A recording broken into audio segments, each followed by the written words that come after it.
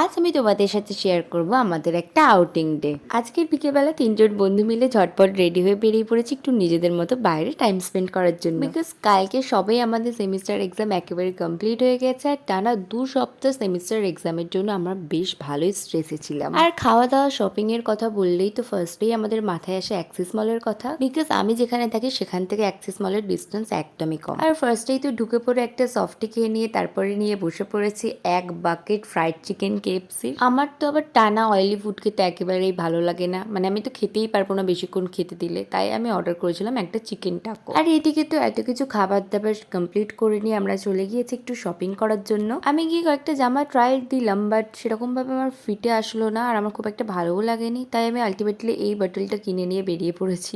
এদিকে মল থেকে বাইরে বেরিয়ে দেখি বিকাল গড়িয়ে সন্ধেও নেমে গেছে প্রায়, আর আমাদেরকে তাড়াতাড়ি ফিরেও যেতে হবে এবার। আর সন্ধে হলেই তো মলের চেহারা পুরোপুরি চেঞ্জ হয়ে যায়।